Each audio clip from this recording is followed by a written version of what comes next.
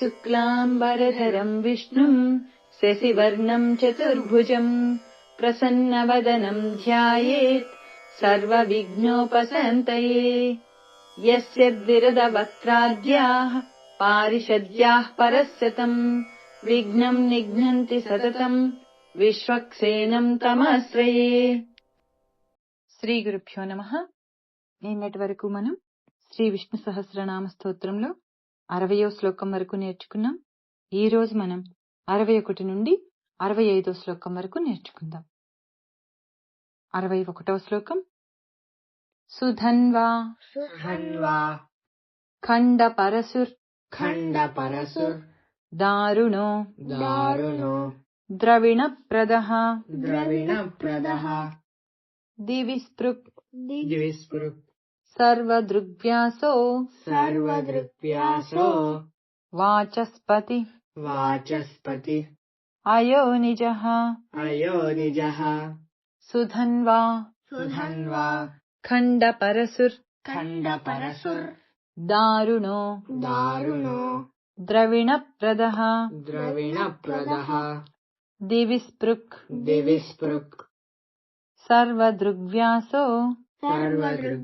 సర్వదృగ్వ్యాసో వాచస్పతి అయోనిజః సుధన్వా ఖండ పరసుర్ దారుణో ద్రవిణప్రదః దివిస్పృక్ సర్వదృగ్వ్యాసో వాచస్పతిరయోనిజః సుధన్వా ఖండ పరసుర్ దారుణో ద్రవిణప్రదః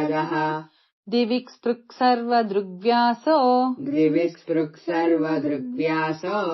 వాచస్పతిరయోనిజః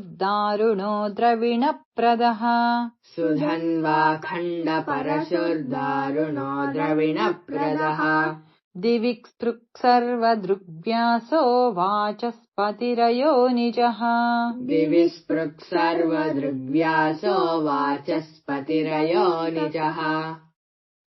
దివిస్పృక్ సర్వదృగ్వ్యాసో వాచస్పతిరయోనిజః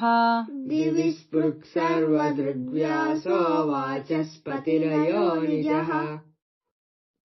సుధన్వా ఖండ పరసుర్ దారుణో ద్రవిణప్రదః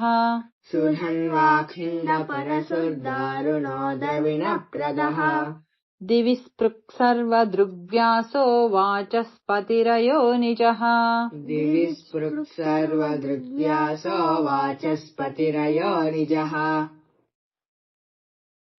62వ శ్లోకం.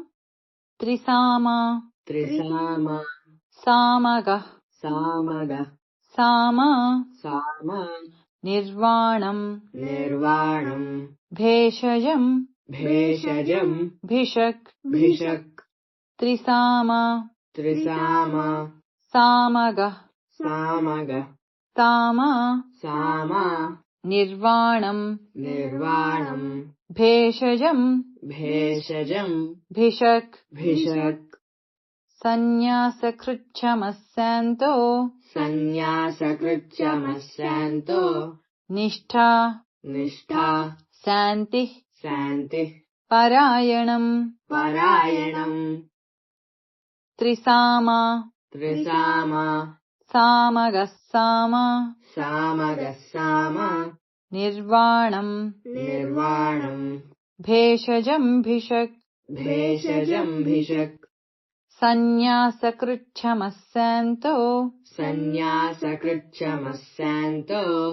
నిష్ఠా శాంతిః పరాయణం త్రిసామా సామగః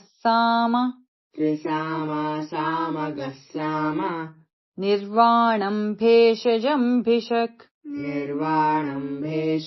భిషక్ సన్యాసకృచ్ఛ్రమస్యాంతో निष्ठा शान्तिः परायणम् निष्ठा शान्तिः परायणम् त्रिसामा सामगः साम त्रिसामा सामगः साम निर्वाणम् भेषजम् भिषक् निर्वाणम् भेषजम् भिषक् सन्न्यासकृच्छमस्यान्तो सन्न्यासकृच्छमस्यान्तो निष्ठा शान्तिः परायणम् निष्ठा शान्तिः परायणम् त्रिसामा सामगः साम त्रिसामा सामगः साम निर्वाणम् भेषजम् भिषक् निर्वाणम् भेषजम् भिषक् सन्न्यासकृच्छमस्यान्तो सन्न्यासकृच्छमस्यान्तो निष्ठा शान्तिः परायणम् निष्ठा शान्तिः परायणम् निष्ठा शान्तिः परायणम् निष्ठा शान्तिः परायणम् त्रिसामा सामगः साम निर्वाणम् भेषजम् भिषक् त्रिसामा सामगः साम निर्वाणम् भेषजम् भिषक् सन्न्यासकृच्छमस्यान्तो निष्ठा शान्तिः परायणम् सन्न्यासकृच्छमस्यान्तो निष्ठा शान्तिः परायणम् त्रिसामा सामगः साम निर्वाणम् भेषजम् भिषक् त्रिसामा सामगः साम निर्वाणम् भेषजम् भिषक् सन्न्यासकृच्छमस्यान्तो निष्ठा शान्तिः परायणम् सन्न्यासकृच्छमस्यान्तो निष्ठा शान्तिः परायणम् 63వ శ్లోకం शुभाङ्गः शुभाङ्गः शान्तिदः शान्तिदः स्रष्टा स्रष्टा कुमुदः कुमुदः कुवलेशयः कुवलेशयः गोहितो गोहितो गोपतिर्गोप्ता गोपतिर्गोप्ता वृषभाक्षो वृषभाक्षो वृषप्रियः वृषप्रियः शुभाङ्गः शुभाङ्गः शान्तिदः शान्तिदः स्रष्टा स्रष्टा कुमुदः कुमुदः कुवलेशयः कुवलेशयः गोहितो गोहितो गोपतिर्गोप्ता गोपतिर्गोप्ता वृषभाक्षो वृषभाक्षो वृषप्रियः वृषप्रियः शुभाङ्गः स्रष्टा शुभाङ्गः शान्तिदः स्रष्टा कुमुदः कुवलेशयः कुमुदः कुवलेशयः गोहितो गोपतिर्गोप्ता गोहितो गोपतिर्गोप्ता वृषभाक्षो वृषप्रियः वृषभाक्षो वृषप्रियः शुभाङ्गः स्रष्टा शुभाङ्गः शान्तिदः स्रष्टा कुमुदः कुवलेशयः कुमुदः कुवलेशयः गोहितो गोपतिर्गोप्ता गोहितो गोपतिर्गोप्ता वृषभाक्षो वृषप्रियः वृषभाक्षो वृषप्रियः शुभाङ्गः स्रष्टा कुमुदः कुवलेशयः शुभाङ्गः शान्तिदः स्रष्टा कुमुदः कुवलेशयः गोहितो गोपतिर्गोप्ता वृषभाक्षो वृषप्रियः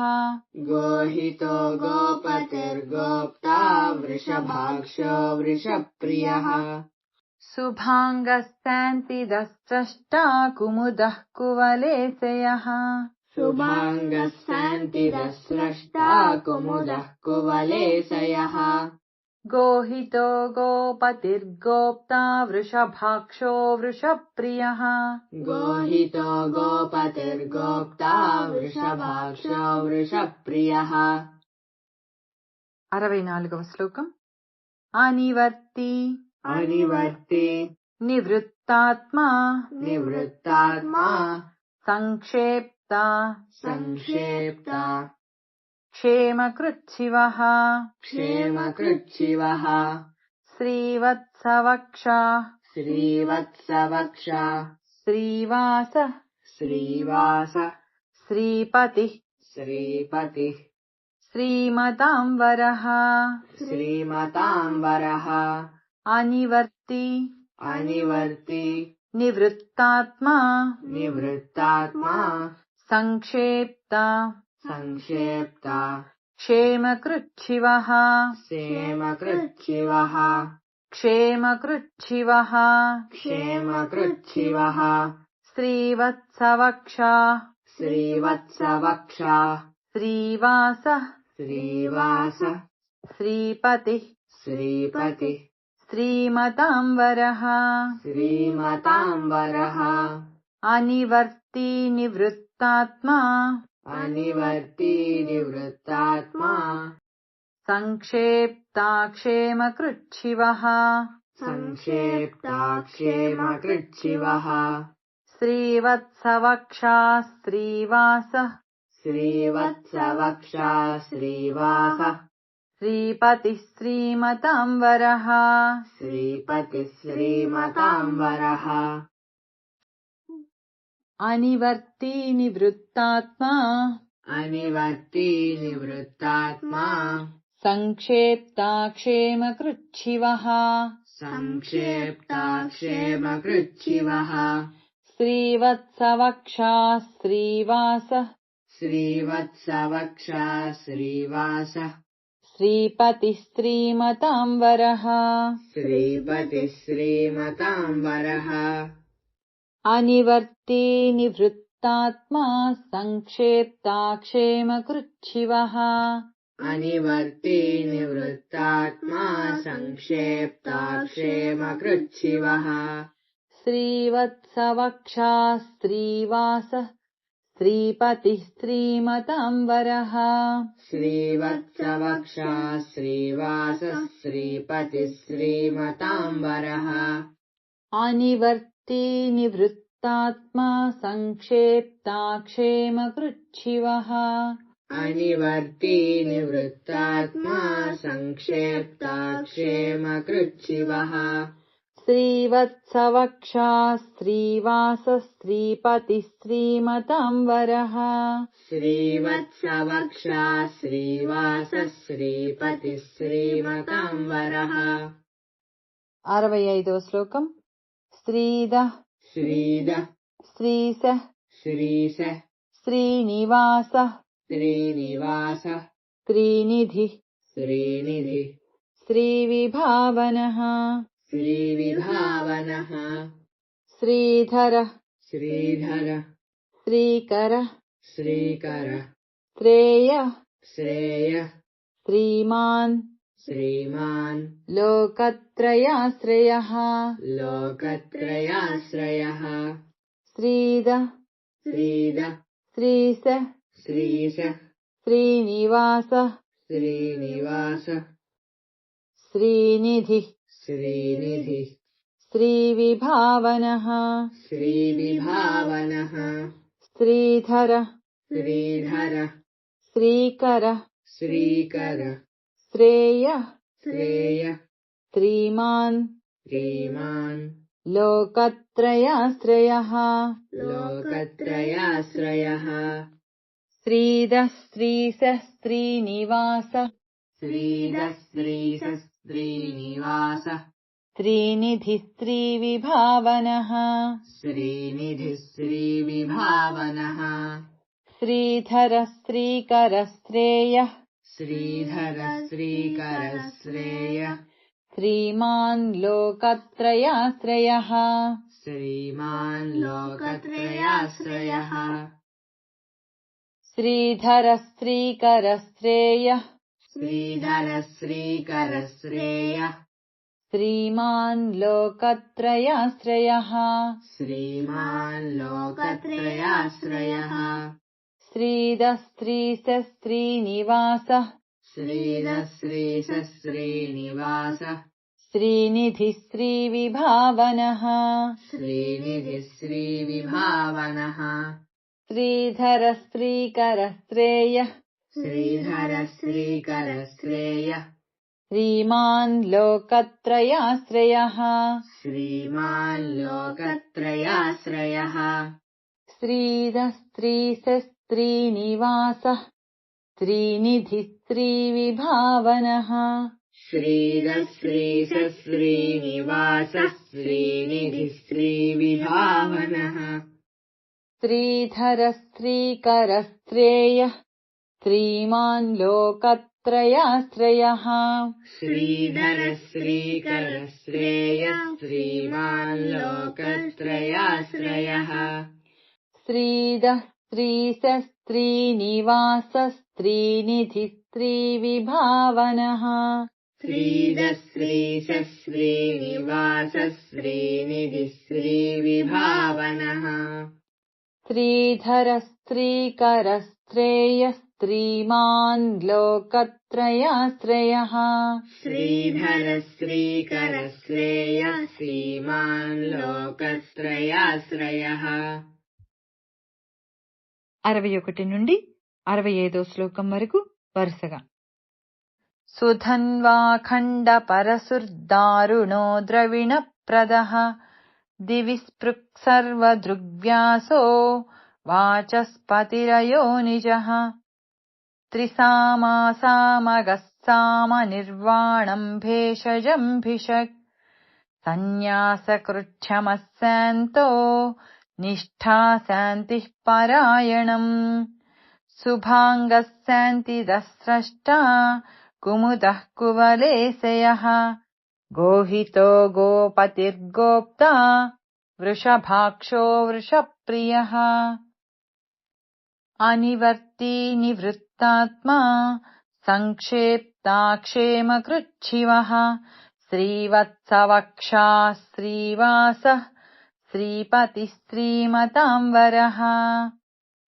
श्रीधः श्रीशः श्रीनिवासः श्रीनिधिः श्रीविभावनः श्रीधरः श्रीकरः श्रेयः श्रीमान् లోకత్రయాశ్రయః. ఈరోజు మనం 61వ శ్లోకం నుండి 65వ శ్లోకం వరకు నేర్చుకున్నాం. రేపు 66వ శ్లోకం నుండి 70వ శ్లోకం వరకు నేర్చుకుందాం. వాసుదేవ.